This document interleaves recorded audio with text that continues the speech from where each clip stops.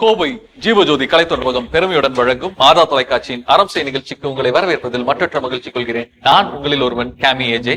இந்த நிகழ்ச்சி பெற்றோர்களுக்கான பிள்ளை வளர்ப்பின் அரிச்சுவடி நம்ம எங்க படிப்போம்? பள்ளிக்கூடத்துல. இந்த பள்ளிக்கூடம் கொஞ்ச நாளா இல்லாம இருந்தது, இப்ப மறுபடியும் திறக்கப்பட்டிருக்கிறது. அதாவது 100%. இந்த வாரமும் போன வாரம் பார்த்த அதே தலைப்புல, அதாவது பேக் டு ஸ்கூல் பார்ட் 2 தான் பார்க்க இருக்கிறோம். அது பார்க்க போறதுக்கு முன்னாடி போன வாரம் என்ன பார்த்தோம் அப்படிங்கறது ஒரு சின்ன ரீகேப் பார்த்துடலாம். இந்த கம்பேரிசன் அப்படிங்கிறது யார் வீட்டுல யாரு பண்றாங்க? நானும் படிப்பேன், ஆனா அந்த அளவுக்கு எப்பவுமே ஃபர்ஸ்ட் ரேங்க் அந்த மாதிரி இல்ல. என்னால முடியல, என் குழந்தை பண்ணணும், அது ஒரு ஆசை. அவன் வாசிக்கிறா பாரு, நீ வாசிக்கல, அவன் வாசிக்கிறா பாரு. பட் அதுலயும் லெத்தாஜிக்கலா இருக்காங்களேன்னு ஒரு ஃபீல் தான் நம்மளுக்கு. Uniform, shoe, books, notes, pencil, பேனா எல்லாமே ஃப்ரெஷ்ஷா புதுசா இருக்கணும். போன வாரம் என்ன பார்த்தோங்கிறத பார்த்தோம். இந்த வாரம் அதே தலைப்பில் பயணிப்போம். இது மாதா தொலைக்காட்சியின் அரம்சை. நீ சொல்லு, என்னென்னலாம் வாங்குற ஜாலியா ஸ்கூலுக்கு போறது ரெடி ஆகுறதுக்கு? எனக்கு வாட்டர் பாட்டில் வாங்கி கொடுத்தாங்க. எனக்கு ஒரு புது கடைக்கு கூட்டிட்டு போய் நிறைய வாங்கி கொடுத்தாங்க ஸ்கூலுக்கு தேவையானதெல்லாம். பென்சில், எரேசர், ரப்பர் என்ன பிடிச்சது வாங்கணும்னு? எனக்கு அதுல வாட்டர் பாட்டில் தான் பிடிச்சிருந்துச்சு. வாட்டர் பாட்டில் தான் பிடிச்சிருந்தது. ஏன் அந்த வாட்டர் பாட்டில் பிடிச்சது? அதுல பூ பொம்மை எல்லாம் போட்டு அழகா இருந்துச்சு. பூ பொம்மை எல்லாம் போட்டு அழகா இருந்தது. ஓகே, வேறையா இருக்கும். ஃபர்ஸ்ட் ஸ்கூலுக்கு போகணும்னு தெரிஞ்சோடனே எனக்கு ஃபர்ஸ்ட் ஞாபகம் வந்து நோட்ஸ் தான்.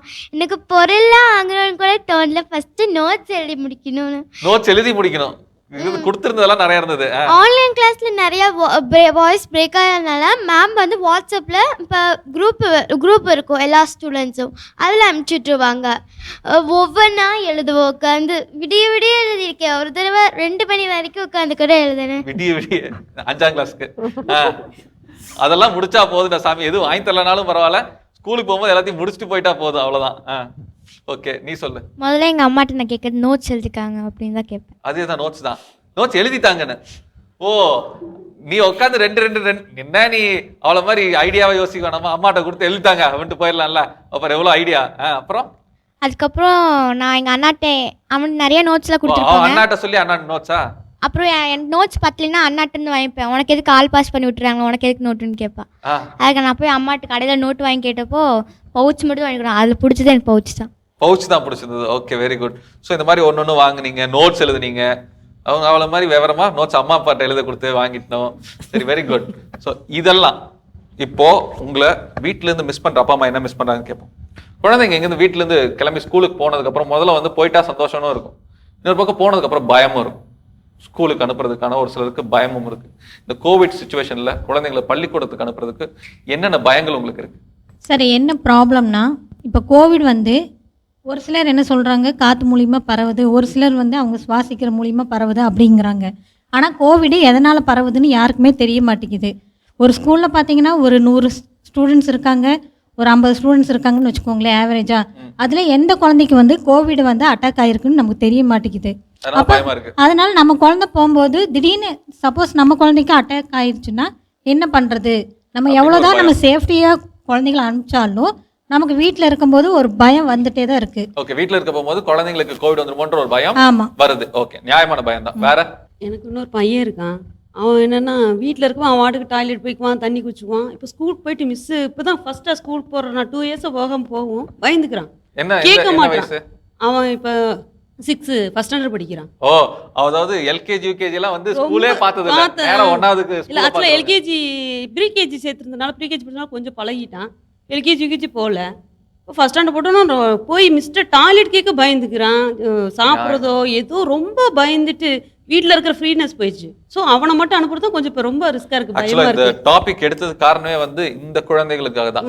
முதல்ல பள்ளிக்கூடத்துக்கு போற குழந்தைகளுக்கு அவன் கொஞ்சம் எதுனாலும் நம்ம வீட்டிலன்னா அவன் தைரியமா பண்ணுவான், இல்லை நம்மகிட்ட தைரியமா கேட்பான். ஆக்சுவலாக ஏன்ட்ட கேட்கறதுக்கு கொஞ்சம் யோசிப்பான். ஏதாவது ஸ்நாக்ஸ் சாப்பிடணும்னா அக்கா கொடுக்கணும், மம்மி கொடுக்கணும்னு தான் அவனா அடிச்சு சாப்பிட கூட சையா இருப்பான். அதே இப்போ ஸ்கூலுக்கு போயிட்டு ரொம்ப பயந்துக்கிறான். மிஸ்டெல்லாம் சுத்தமாக பேசுறது வாயே திறக்கலையாம். ஸ்கூலுக்கு உடம்பு முடியல, அன்றைக்கெலாம் ஃபீவர் லைட்டாக வர மாதிரி இருக்குது, வேணா லீவ் போட்டுக்கோ. அவங்க டேடி சொல்கிறாங்க, இல்லை மிஸ்ஸு திட்டுவாங்க, அடிப்பாங்க, எழுத சொல்லுவாங்க, நாளைக்கு நிறையா சேர்ந்துரும் அப்படின்னு ரொம்ப பயந்துக்கிறான். ரொம்ப பயந்துக்கிறான். அது ஸ்கூலுக்கும் இப்போ திடீர்னு ஓப்பன் பண்ணனால அவன் டிஃப்ரென்ஸாக பேச்சு எல்லாமே மாறுது. நம்மளுக்கு பயமாக இருக்கு, ஐயோ இந்த பையன் ரொம்ப இதாரானே அப்படின்னு நம்மளுக்கு பயமாக இருக்கு. கரெக்ட்.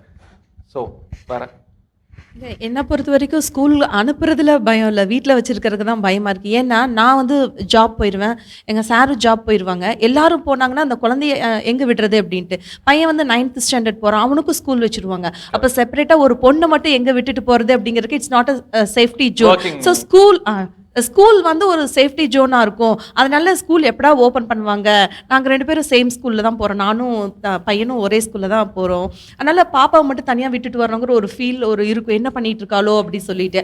அதனால ஆன்லைன் கிளாஸ் அட்டன் பண்றாங்களோன்னு கூட நம்மளுக்கு பயமா இருக்கும். பட் நான் வந்து ஃபீல் பண்றது ஃபர்ஸ்ட் நாளே அவங்க மிஸ் கூப்பிட்டு எல்லாத்தையும் கேட்டாங்க, எல்லா பேரண்ட்டையும் கேட்டாங்க என்ன பண்ணலாம், ஸ்கூல் வந்து எப்படி வைக்கலாம் அப்படிங்கறது எல்லாமே அவங்க சிஸ்டர் கேட்க சொன்னாங்கன்னு சொல்லி கேட்டாங்க. அப்ப நான் வந்து சொன்னேன் இமிடியேட்டா ஸ்டார்ட் பண்ணுங்க அப்படின்னு சொன்னேன். ஏன்னா என்னோட ஒர்க்கிங் பேரண்ட்ஸோட கஷ்டம் அது ரொம்ப முக்கியம். அது இருக்கு. So, அதனால வந்து ஸ்கூலுக்கு போகும்போது அங்க சேஃபா இருப்பாங்க. அத கூட நாங்க ஏதாவது கொரோனா வந்தா கூட நம்ம சமாளிச்சுக்கலாம். பட் வந்து தனியா இருக்கும்போது அது ஒரு ஃபீலா இருந்தது. அதனால எனக்கு ஓகேவா தான். வேற யாருக்கும் குழந்தைங்க வீட்டில் இருந்தபோது நிறைய விஷயங்கள் வந்து அவங்க தெரிஞ்சுக்கல. இப்போ நம்ம டிஸ்கஸ் பண்ண மாதிரி அந்த கேப்பில் நிறைய விஷயங்கள் மிஸ் பண்ணிட்டாங்க. ஸோ அதை அங்கே போய் அவங்க எப்படி கற்றுக்க முடியுமா, அந்த சூழ்நிலைகள் அவங்களுக்கு எப்படி புதுசா டக்குன்னு உள்ள போகும்போது அதை எப்படி அடாப்ட் பண்ணிக்கிறாங்கிறது. ஆமாம். அண்ட் புது ஆட்கள்கிட்ட ஒரு சில காலங்களாக பழகாமல் இருந்தாங்க. ஸோ அந்த பழக்க வழக்கங்கள் அவங்களுக்கு எந்த மாதிரி ஒரு சூழ்நிலை ஏற்படுத்தும், என்ன பண்ணிடுவாங்களோங்கிற ஒரு பயம். ஆமாம். ஓகே. அண்ட் இந்த மாதிரி நிறைய விஷயங்கள் மிஸ் பண்ணதுன்ட்டு நீங்கள் கேட்டீங்கன்னு நினைக்கிறேன். மிஸ் பண்ணது நிறைய விஷயங்கள் லைக் எப்படின்னா ஒரே குடும்பத்தில், அதாவது ஒட்டுக்கா இருந்துட்டோம் ரொம்ப காலம். அந்த வாய்ப்புகள் வந்து நிறையா பேர்த்துக்கு இதுக்கு முன்னாடி கிடைச்சிருக்க சந்தர்ப்பங்கள் இல்லாமல் இருந்துச்சு. நான் காலையில் வெளியே போகும்போது பார்த்தீங்கன்னா 2 குழந்தைங்களும் வந்துருவாங்க. குறைஞ்சது ஒரு 5 பைபிள் பஸ் சொல்லி நீங்கள் இதை சொல்லாமல் வெளியே போகக்கூடாது, சொல்லிட்டு தான் போகணும். மத்தியானம் வீட்டுக்கு வந்தோன்னா சாப்பிட யாரும் போடக்கூடாது, நான் தான் போடுவேன். சமைக்க வர கற்றுக்கிட்டாங்க 2 குழந்தைங்க. இந்த மாதிரி வீட்டில் இருந்ததுனால நிறைய விஷயங்கள் நல்லது நடந்திருக்கு. ஆனால் இந்த மாதிரி ஒரு சூழ்நிலையில இருந்துட்டு வெளியே போகும்போது இப்போ மேடம் ஷேர் பண்ண மாதிரி வேற யாராச்சும் பேசும்போது, எதிராக பேசும்போது அதுக்கு அவங்க எப்படி அக்செப்ட் பண்ணிக்குவாங்க முடியுமோ, மனநல அதுக்கேற்று கற்றுக்கிட்டாங்க, அது வேற விஷயம். But as a parent, as a father ஒவ்வொரு சின்ன சின்ன விஷயங்களும் பயமா இருக்கு. பெண் குழந்தைங்க வேறீங்களா, அதனால அவங்க எமோஷனலி எந்த அளவுக்கு பாதிக்கப்படுவாங்க. கரெக்ட். பட் பாதிக்கப்படலைங்கிறது எனக்கு ஒரு சந்தோஷமான விஷயம். பட் நிறைய பேருக்கு அந்த பாதிப்புங்கிறத விட எப்படி வந்து அவங்க ரொம்ப வருஷமா ரியாக்ட் பண்ணாம இருந்து இப்ப ரியாக்ட் பண்றது, எப்படி ரியாக்ட் பண்ணுவாங்கிறது நமக்கு ஒரு தயக்கம் இருக்கலாம். ஓ என்ன பண்ணிடுவாங்களோ அப்படின்னு சொல்லிட்டு. பெருசா ஒன்றும் வந்திருக்காதுன்னு நினைக்கிறேன். அந்த மாதிரி சின்ன சின்ன குழந்தைங்களுக்கு தான் இப்போ அந்த டாட்லர்ஸ் அப்படிங்கிறவங்களுக்கு தான் அந்த பிரச்சனைகள் நிறைய வந்திருக்கிறதுக்கான வாய்ப்பு இருக்குது. ஓரளவுக்கு வளர்ந்துட்ட குழந்தைகள் அந்த நம்ம சமூகத்துல இருந்து விடுபட்டுட்டு மறுபடியும் அங்கதான் போறாங்க. இந்த விடுபட்ட கேப் மட்டும்தான் அவங்களுக்கெல்லாம் வந்து புதுசு, மொத்தமுமே புதுசு. அந்த 1வது படிக்கிற குழந்தைங்களுக்கு ஆன்லைன் கிளாஸ் அப்போ அவங்க யூனிஃபார்ம்ஸ் தேவையில்லை, யூனிஃபார்ம் போடவே இல்லை. அவங்க யூனிஃபார்ம் இருந்தாலும் யூஸ் பண்ணல. அவங்க இப்போ ஸ்கூலுக்கு போகிறாங்க அப்படின்னா அவங்களுக்கு கரெக்டாக யூனிஃபார்ம் வந்து முதல்ல அரேஞ்ச் பண்ணணும். அதுக்கப்புறம் வந்து அவங்களுக்கு கால் டாக்ஸி வந்து மெயினாக அரேஞ்ச் பண்ணணும். அந்த மாதிரி ரிஸ்கெல்லாம் இருந்தது, பயம் இருந்தது. சரி அவங்க கால் டாக்ஸியில் போகிறாங்க, சேஃபாக போயிட்டு வந்துருவாங்களா, அந்த ஒரு பயம் இருந்தது.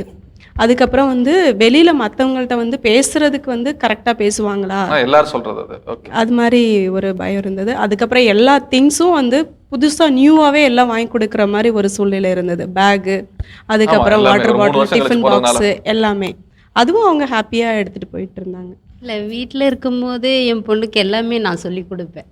இந்த லாக்டவுன் டைமில் எல்லாமே சொல்லி கொடுப்பேன். ஒரு பெண் குழந்தைக்கு என்ன தேவையோ அத்தனை விஷயங்களுமே சொல்லி கொடுப்பேன். குழந்தைக்குன்னு சொல்லலாம், பெண் குழந்தைன்னு குழந்தைக்கு பெண் குழந்தைங்க எல்லாத்துக்குமே எல்லாமே சொல்லி தருவேன்.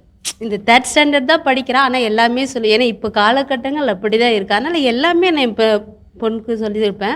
இப்போ ஸ்கூலுக்கு போகும்போது யோசனை, பாப்பா போய் கரெக்டாக அந்த மாதிரி பண்ணுமா, கரெக்டாக நடந்துக்குமா, யார்ட்டையும் பேசுமா, கரெக்டாக எல்லாத்தையும் எல்லாமே சொல்லிக் கொடுப்பேன். ஒவ்வொரு விஷயங்கள் வெளியில் சொல்ல, அந்த எல்லா விஷயங்களும் அந்த மாதிரிலாம் இருக்கணும், ட்ரெஸ் எல்லாம் கரெக்டாக இருக்கணும் பாப்பா, அப்படி அந்த இதெல்லாம் சொல்ல போய் வெளியில் செய்யும் அந்த ஒரு பயம் இருக்கும். ஆனால் ஈவினிங் வந்தாலும் எல்லாமே நான் கேட்பேன்.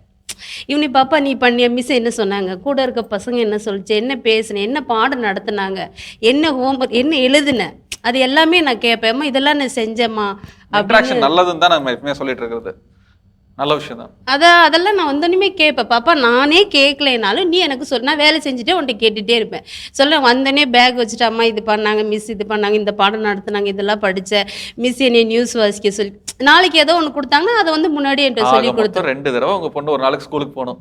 காலையில இருந்து 4 மணி வரைக்கும் ஒரு தடவை, 4 மணில இருந்து ஒரு 8 மணி வரைக்கும் உங்க வீட்டு மெமரி கொடுத்துட்டே இருப்பேன் அவளுக்கு. நான் ஒரு மெமரி கொடுத்துட்டே இருப்பேன். ஏன்னா அவளை பற்றி நல்லா நமக்கு தெரியும், நம்ம குழந்தைய பற்றி நமக்கு நல்லா தெரியுமா இருந்தாலும் மெமரி கொடுத்துட்டே இருப்பேன். இப்படி தான் இருக்கணும் பாப்பா, அதிகமாக போய் பேசக்கூடாது, பக்கத்தில் உட்காந்துருக்க, இந்த லாக்டவுனில் எப்படி இருக்கணுமோ அந்த கரெக்டாக செஞ்சுக்கணும், அந்த இதெல்லாம் எல்லாமே சொல்லிக் கொடுப்பேன். ஆனால் வந்து ஒரு தடவை அதுவே ஒரு விதத்துல ஒரு பயத்தினுடைய வெளிப்பாடு தான். அந்த பயத்தினாலேயே நான் வந்து ஒரு தடவை கேட்பேன். 2 தடவை ஒரு நாளைக்கு ஸ்கூல் அட்டெண்ட் பண்ணிடுவோம். அந்த லாக்டவுன்னால மட்டும், மற்றபடி முன்னாடி இருந்தப்போ கூட இல்லை, இந்த லாக்டவுன்ல இருந்தது கேட்டுட்டு இருக்கு. ஆனால் இப்போ ஆட்டோ இதெல்லாம் இல்லை, அவங்க அப்பா கூட வண்டியில தான் போகுது. ஆட்டோ வைக்காத காரணக்கும் அந்த ஒரு சரி இந்த ஒரு வருஷம் கரெக்டாக பழகும். பள்ளிக்கூடத்துக்கு எப்படி ஓபன் பண்ணதோ டக்குன்னு அனுப்பிட்டீங்களா? ஒன்றும் தயக்கம் இல்லாம? பயப்படவே இல்லை. அந்த தைரியம் வந்து என் பிள்ளைக்கு ஸ்டார்ட் சொன்னோனையுமே எல்லா தைரியமும் நானே அவங்க அப்பா கொடுக்குறாரு. உங்களுக்கு கேட்குறேன் நான், குழந்தைக்கு தைரியம் வந்துட்டது ஓகே ஃபைன், அது குழந்தைக்கு வந்துருச்சு ஃபைன்.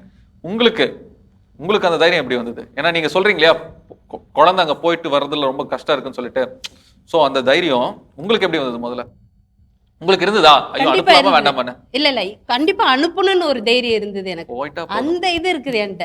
கண்டிப்பா நம்ம பிள்ளை தைரியமா, பொன் குழந்தைய வந்து நான் தைரியமா வளர்க்கணும்னு தான் ஆசைப்படுறேன். தைரியத்தினால போயிட்டா போதுன்றது இல்ல. அப்படி இல்ல, பெண் குழந்தை வந்து எப்பயுமே தைரியமா இருக்கணும். நான் கொஞ்சம் தைரியமா இருப்பேன். அதனால எப்பயுமே என் பிள்ளைன்றது பெண் குழந்தைங்க எல்லாருமே தைரியமா இருக்கணும், இப்படிதான் இருக்குன்னு வளர்க்கல, பாப்பா தைரியம் இருக்கணும். அதனால வந்து பிரச்சனை இல்ல, போய்க்கலாம் அப்படின்னு அந்த ஒரு பயம். சொல்லுங்க. பையனை சொல்லணும் அப்படின்னா ஆடின் அவன் பேருங்க. அவனை சொல்லணும் அப்படின்னா மாஸ்க்கு பொதுவாக எந்த ஒரு பொருளையுமே டக்குன்னு வாயில் தான் வைப்பான். அப்போ அது எனக்கு ஒரு பயம். அது வீட்டில் என்ன எல்லாமே நாங்கள் சொல்லிக் கொடுப்போம். எல்லாமே பார்த்தீங்கன்னா ஸ்கூலில் வீட்டில் இருந்ததை காட்டிலும் ஸ்கூலுக்கு போகிறது எனக்கு ரொம்ப பிடிச்சிருக்கு. ஆனால் பார்த்தீங்கன்னா வாயில் வைக்கிறது, அது வீட்டில் இருந்தால் குறும்புங்க, பயங்கர நல்ல சேட்டை. ஆமா, பேசவே மாட்டேங்கிறாங்க, பேச ஆரம்பிக்கலைங்க. அவன் பேச ஆரம்பிச்சா அவ்வளவுதான். இந்த மாதிரி அவன் பாத்தீங்கன்னா எந்த பொருளுமே சட்டுன்னு வாயில் வச்சிருவான். அது ஒரு பழக்கம் அவங்ககிட்ட இருக்குதுங்க. மற்றபடி எல்லாமே படிக்கிறது. அதனால இப்ப இந்த கோவிட் சிச்சுவேஷன்ல போனா எதுவும் பண்ணிடுவாங்க. ஆமா, மாஸ்க் கழட்டிட்டு ஏதாவது பண்ணிட்டு இருப்பானோ அப்படிங்கிற ஒரு எனக்கு ஒரு பயம், வேற ஒண்ணும் இல்லைங்க. நீங்க சொல்லுங்க. என் பொண்ணுக்கு வந்துட்டு போன வருஷம் பிரைன் ஃபீவர் வந்துருச்சு. அதுக்கப்புறம் அவங்க கூட்டத்தில் அதிகமாக நிற்க வேண்டாம் அப்படின்லாம் சொன்னாங்க. ஸ்கூலுக்கு அனுப்பிட கொஞ்சம் கஷ்டமாக பயமாக தான் இருந்துச்சு. இருந்தாலும் வீட்டில் வந்து அந்த படிப்பு அவளுக்கா வரல, அவளுக்கு படிப்பு அதிகமாக இல்லை. அதனால எனக்கு ஸ்கூல் கண்டிப்பாக போய் தான் ஆகணும். சளி பிடிச்சாலோ ஒரு தலைவலி வந்தாலோ கொஞ்சம் பயந்துக்குவேன், பயம் வந்துடும். அப்புறம் கொஞ்சம் அப்படியே பார்த்துக்கிட்டோம் பிள்ளைய. வெரி குட், தப்பில்ல, நல்ல விஷயம் தான் அது. Very good. இந்த 3 வேவ்லயும் பாத்தீங்கன்னா ஃபர்ஸ்ட் 2 வேவ்ல குழந்தைங்களுக்கு எந்த பாதிப்பும் வரல. அதுவும் பாத்தீங்கன்னா 3rd வேவ் பொறுத்த அளவுக்கு மேக்ஸிமம் பாதிப்போ இல்லைன்னா பாத்தீங்கன்னா எந்த பெரிய பிரச்சனை நமக்கு வரவே இல்லை. There was no big problem. குழந்தைங்கிறது infection point of view covid வந்தாலும் கோவிட்னால வர பிரச்சனைகள் ரொம்ப ரொம்ப கம்மியா இருந்துச்சு, பெரிய ப்ராப்ளம்ஸே வரல. ஸோ நம்ம குழந்தைங்களுக்கு ஒரு இம்யூனிட்டி, அவங்க தே ஆர் ஸ்மால், அவங்க உள்ள இருக்கிற அந்த இம்யூனிட்டி ரொம்ப ஸ்ட்ராங்கா இருக்கு. ஸோ அப்படி வந்தாலும் அது ஸ்பெஷலி பார்த்தீங்கன்னா 3rd வேவ்ல இருந்து குழந்தைங்களுக்கு நிறைய ப்ராப்ளம். அது மேக்ஸிமம் வந்தது ஜுரம், ஒரு ஃபீவர், ஹையா ஒரு ஃபீவர் 2-3 டேஸ், அதோட நிறைய குழந்தைங்க ரெடி ஆயிட்டாங்க. பெரிய ப்ராப்ளம்ஸ் எதுவும் குழந்தைங்களுக்கு வரல. ஸோ தைரியமா குழந்தைங்கள ஸ்கூலுக்கு அனுப்பிச்சு விடுங்க. குழந்தைங்களோட நமக்கு அந்த கொரோனால வர பயத்தோட குழந்தைய வீட்டில் வச்சு அதனால குழந்தைங்களுக்கு பிஹேவியர்லேயும் அதுக்கப்புறம் இமோஷனலாக வர ப்ராப்ளம்ஸ் அதிகம். ஸோ தயவுசெய்து குழந்தை வீட்டில் வைக்காம நீங்கள் குழந்தைய தைரியமாக ஸ்கூலுக்கு அனுப்புறது would be a better option, definitely. 1. 2வது பார்த்தீங்கன்னா ரொம்ப சின்ன குழந்தைங்க, நிறைய குழந்தைங்க பார்த்தீங்கன்னா அந்த 2.5 வயசுலேருந்து 5 வயசு ஃபர்ஸ்ட் டைம் ஸ்கூலுக்கு போகிற குழந்தைங்களுக்கு பார்த்தீங்கன்னா they had lot of problems. குறிப்பா அவங்க சொன்ன மாதிரி 2ல இருந்து 5வது வயசுனா ஒரு மொதல் ஸ்கூல்ல ப்ரீ கேஜிக்கு போற பசங்க ஓகே ஃபைன், எல்கேஜி யூகேஜி கூட ரொம்ப கஷ்டம். ஆனா அதை விட நேரடியா 1வது வகுப்பு தான் போய் சேர்றாங்க. அந்த குழந்தைங்க நிறைய பேருக்கு பேச்சு ரொம்ப கம்மி, ஸ்பீச் ரொம்ப டிலே ஆயிடுச்சு, அவங்களால பேசுறதுக்கு ஆள் இல்ல, வேற யார்கிட்ட அவங்களால டிஸ்கஸ் பண்ண முடியல. குழந்தைங்களுக்கு என்னனாலும் நம்ம ஒரு பேரண்ட்ஸா இருந்தாலும் நம்ம அப்படி சொல்லிக் கொடுக்க முடியாது, அவங்க குழந்தைங்களோட இன்டராக்ட் பண்ணாதான் அந்த பேச்சு வரும். நிறைய பேருக்கு ஸ்பீச் டிலே இந்த கோவிட்னால, எஸ்பெஷலி அந்த ஸ்மாலர் கிட்ஸ். இது நீங்க ஃபேஸ் பண்ணிருக்கீங்களா இந்த ஸ்பீச் டிலேங்கறத? நல்லாவே பேசுவாங்க குழந்தைங்களுக்கு. நிறைய குழந்தைங்க பார்த்தீங்கன்னா ஸ்பெஷலி இந்த 1.5 இருந்து அந்த 4.5 வயசு குழந்தைங்களுக்கு நிறைய ஸ்பீச் சரியா வரல, அவங்களுக்கு வேர்ட்ஸ் தெரியல, எல்லாம் இந்த கை அசையில பால்னா இப்படி அதுனா இப்படின்னு காமிச்சு அவங்களுக்கு பேரண்ட்ஸும் வீட்டில் பெரிய குழந்தைய படிக்க வைக்கணும், அதோட ஸ்ட்ரெஸ்ல இந்த குழந்தை என்ன சொல்றதோ அவங்க பாட்டுக்கு விட்டுட்டாங்க. ஸோ அது ஒரு மேஜர் ப்ராப்ளம். 2வது பார்த்தீங்கன்னா இந்த குழந்தைங்களுக்கு ஸ்கூல்ல போனதே இல்லை, வீட்டில் அங்கே எங்கே ஓடுவாங்க, ஆன்லைன் கிளாஸ், அதுவும் எல்கேஜி யூகேஜிக்கு ஆன்லைன் கிளாஸ் நடந்திருக்கு. அதுவும் வீட்டில் என்ன மொபைல் வச்சு அவங்க பாட்டுக்கு சுற்றிட்டு இருந்திருக்காங்க, அவங்க பாட்டுக்கு வாக் பண்ணிட்டு இருந்திருக்காங்க. போய் ஒரு சேர் ஒரு டேபிளோட அவங்க உட்கார்ந்ததே இல்லை. அதனால நிறைய குழந்தைங்களுக்கு உட்கார முடியல.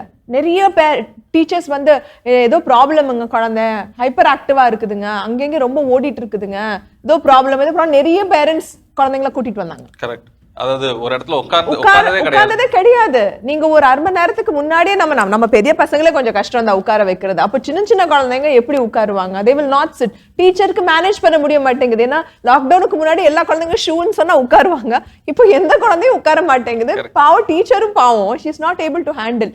அதனால ஒரே கன்ஃபியூஷன், இது பிரச்சனையா பிரச்சனை இல்லையா அப்படிங்கிற ஒரு டவுட் வந்துருது நிறைய பேருக்கு. போய் டாக்டரை பாருங்க. நிறைய பேர் லைனா வந்தாங்க, ஸ்கூலுக்கு போட்டவங்க இந்த மாதிரி சொல்றாங்க, என்னன்னு பாருங்க அப்படின்னு சொல்லி வந்தவங்களை. என்ன அப்படி இருக்கிறது பிரச்சனையா இல்லையா டாக்டர்? அதான் இப்ப நம்ம ஹைப்பர் ஆக்டிவ்னா என்ன, ஹைப்பர் ஆக்டிவ் அப்படின்னு சொன்னா குழந்தைங்க நார்மலா பாத்தீங்கன்னா நார்மலாவே ஒரு 6-7 வயசு வரை குழந்தைங்க சுத்திட்டு தான் இருப்பாங்க. அங்கே நடக்கிறது. ரெண்டாவது பாத்தீங்கன்னா ரொம்ப குதிக்கிறது, இன்னட்டென்ஷன் சொல்ற 2 விஷயம். இதுல இன்னட்டென்ஷன், அவங்களால ஃபோக்கஸ் பண்ண முடியல. நம்ம ஏதாவது சொல்ற ஒரு 3 நிமிஷமோ ஒரு 5 நிமிஷம் கூட நம்ம சொல்றது அவங்களால கேட்க முடியல, அவங்களுக்கு ஃபோக்கஸ் பண்ண முடியலங்கிறது ஒரு ப்ராப்ளம். ரெண்டாவது இம்பல்சிவ், என்ன சொன்னாலும் டக்குன்னு ஒரு கோவம் வர்றது, எடுத்து வீசுறது, சுத்தி வேற ஏதாவது உடைக்கிறது. ஸோ ரெண்டுமே இருக்கணும், இன்னட்டென்ஷனும் இருக்கணும், இம்பல்சிவிட்டியும் இருக்கணும். நீ அப்படிதானா? ஆமா ஆமா, ஓகே. ஸோ நமக்கு நிறைய குழந்தைங்க பாத்தீங்கன்னா அங்கங்க ஓடுறாங்க, அங்கங்க சுத்துறாங்க, அது ஓகே. பட் ரொம்ப அந்த உடைக்கிறது அதெல்லாம் நிறைய குழந்தைங்க கிட்ட நம்ம பார்க்கறதில்ல. ஏதாவது ஒன்று இருக்கும். ஸோ நம்ம என்ன பண்ணுவோம், இந்த மாதிரி யாராவது வந்தாங்கன்னா உங்களுக்கு டவுட்டா இருக்கு, ரொம்ப ஹைப்பர் ஆக்டிவா இருக்கு அப்படின்னு உங்களுக்கு தோணுச்சுன்னா டாக்டர் கிட்ட போங்க. 90% டைம் பெரிய பிரச்சனை இல்லை.